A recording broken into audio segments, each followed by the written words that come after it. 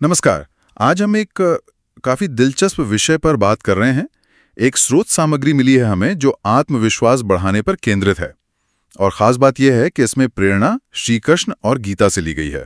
जी हाँ, इसमें कुछ व्यवहारिक कदम बताए गए हैं और हमारा मकसद सिर्फ उन्हें जानना नहीं बल्कि ये समझना है कि ये स्रोत कैसे आत्मविश्वास को एक तरह का आध्यात्मिक अभ्यास मानता है ना? बिल्कुल।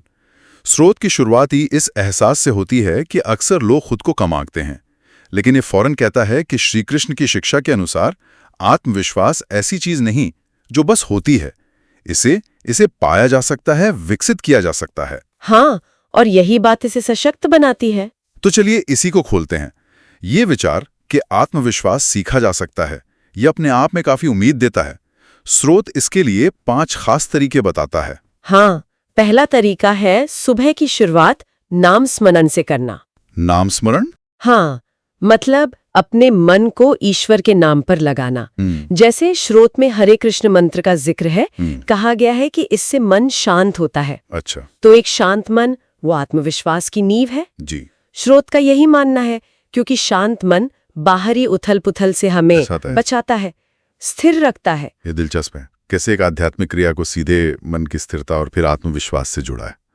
अच्छा, दूसरा उपाय क्या है? दूसरा भी अंदरूनी शक्ति पर ही जोर देता है। हर रात सोने से पहले दिन भर की अपनी छोटी छोटी सफलताएं या अच्छे काम उन्हें लिखना। छोटे छोटे काम जैसे? हाँ, कुछ भी, जैसे किसी की मदद कर दी हो या कोई अपना छोटा सा लक्ष्य पूरा किया हो। स्रोत कहता है कि ऐसा रोज करने से धीरे धीरे मन में ये पक्का होता है कि हाँ, मैं सक्षम हूँ। समझ गया, मतलब एक तरह की पॉजिटिव सेल्फ टॉक, लेकिन लिखकर रोज। बिल्कुल। और तीसरा सुझाव भी इसी आंतरिक जुड़ाव को और गहरा करता है। वो क्या है? स्रोत कहता है कि जब भी लगे कि आत्मविश्वास कम हो रहा है तो कुछ पल रुकें और मानसिक रूप से अपने अंदर मौजूद कृष्ण या जो भी आपके इष्ट देव हों उनसे जुड़ें। ये सिर्फ खुद को तसल्ली देना है या इसका कुछ और मतलब है? स्रोत के अनुसार ये सिर्फ तसल्ली नहीं है, ये असल में उस आंतरिक शक्ति के स्रोत से जुड़ना है जो हमेशा हमारे अंदर है।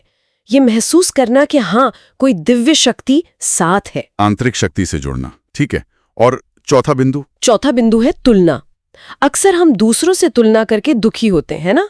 हाँ, ये तो बहुत आम बात है। तो स्रोत कहता है कि दूसरों की सफलता देखो, उनसे प्रेरणा लो, लेकिन तुलना करके खुद को कम मत समझो। और यहीं पर वो गीता का श्लोक आता है, स्वधर्मे निधनम श्रेया परधर्मो भयावह। हाँ, स्वधर्मे निधनम श्रेया, इसका मतलब है कि अपने रास्ते पर चलना ही बेहतर है, दूसरों का रास्ता खतरनाक हो सकता है। सही कहा। मतलब अपने स्वभाव, अपनी प्रकृति के अनुसार जो आपका कर्तव्य है उसी पर टिके रहो। दूसरों से सीखो पर उनकी नकल मत करो, अपनी राह पर फोकस रखो। और ये स्वधर्म का पालन आत्मविश्वास में कैसे मदद करता है? क्योंकि तब आप अपनी क्षमता के अनुसार काम कर रहे होते हैं, बाहरी दबाव या नकल का बोझ नहीं होता, आप प्रामाणिक रहते हैं। सही बात है। अच्छा, और पांचवा उपाय? पांचवा है अनुशासन, शारीरिक और मानसिक। मतलब नियमित व्यायाम, ध्यान और कर्मयोग। कर्मयोग, हाँ, फल की इच्छा किए बिना कर्म करना। इस पर थोड़ा और बताएंगी? श्रुत इसे आत्मविश्वास से कैसे जोड़ता है? हाँ, देखिए, स्रोत का तर्क ये है कि जब हम अपना ध्यान सिर्फ कर्म पर लगाते हैं, है ना, और परिणाम की चिंता छोड़ देते हैं, तो असफलता का डर अपने आप कम हो जाता है। अच्छा।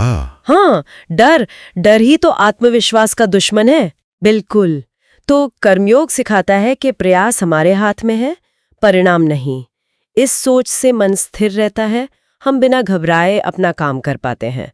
तो स्वस्थ शरीर और अनुशासित स्थिर मन, ये दोनों मिलकर आत्मविश्वास को मजबूत करते हैं। तो अगर हम सार देखें तो ये स्रोत यही कह रहा है कि असली आत्मविश्वास बाहर से नहीं आता, ये कोई दिखावे की चीज नहीं है। नहीं, बिल्कुल नहीं। ये एक गहरी अंदरूनी आध्यात्मिक साधना है।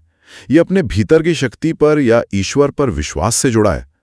स्रोत में एक लाइन भी है। हाँ, वो बहुत अच्छी पंक्ति है, जिसे अपने ईश्वर पर भरोसा है उसे स्वयं पर विश्वास की कमी नहीं होती। कितनी गहरी बात है।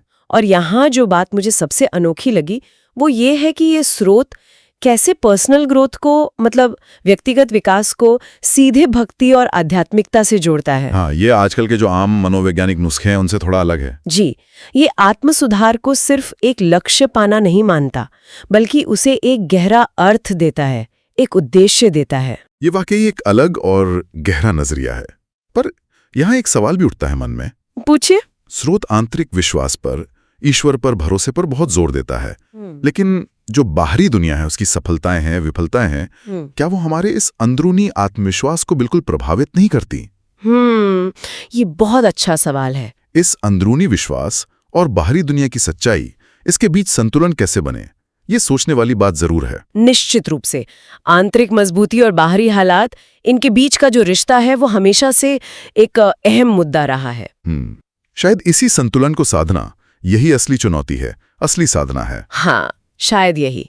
इसी विचार के साथ आज की ये गहरी चर्चा हम यहीं समाप्त करते हैं। जय श्री कृष्ण। जय श्री कृष्ण।